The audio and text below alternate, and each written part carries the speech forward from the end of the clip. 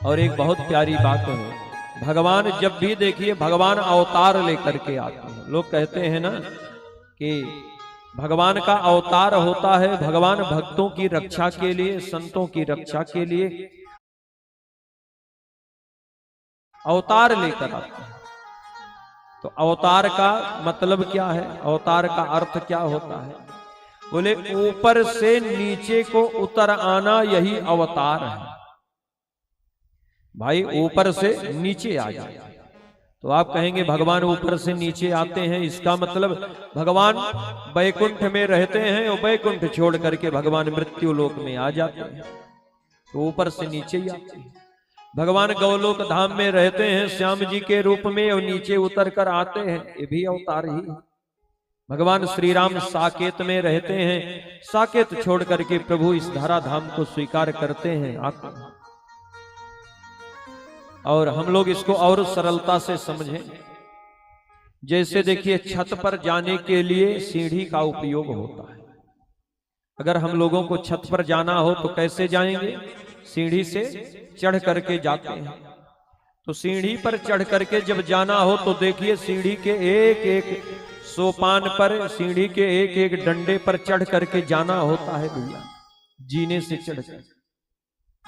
मान लो कोई आसक्त हो, पैरों में शक्ति ना हो, चढ़ ना पाए, और कोई छत के ऊपर खड़ा हो, तो एक व्यक्ति नीचे खड़ा है, एक व्यक्ति छत के ऊपर खड़ा है।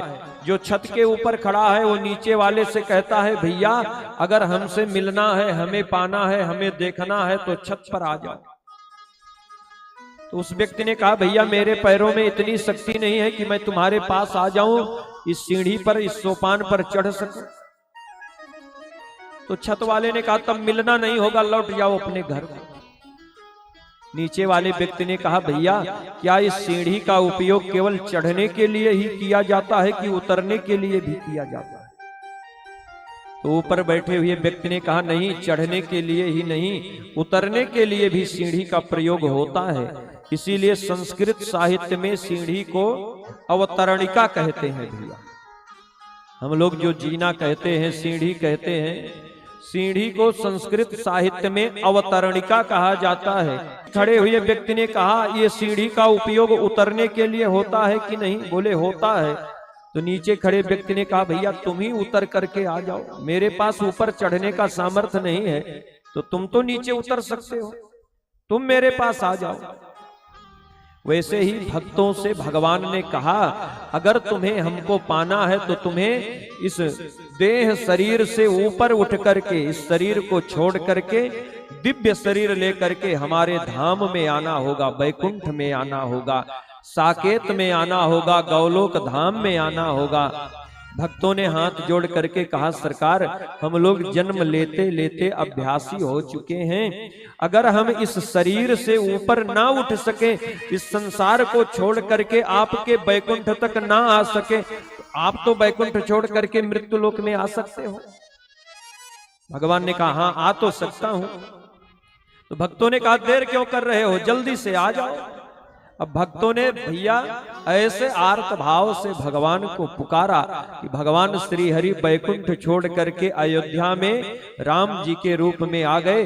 भगवान बोले लो हम भी तुम्हारे जैसे बन गए, दो हाथ तुम्हारे दो हाथ हमारे। इसीलिए भगवान श्री राम ने मनुज लीला करी है, मर्यादा की उत्कृष्ट आदर्शों, मर्यादा के उत्कृष्ट आदर्शों को भगवान ने प्रस्तुत किया, कैसे मानव जीवन जीना चाहिए।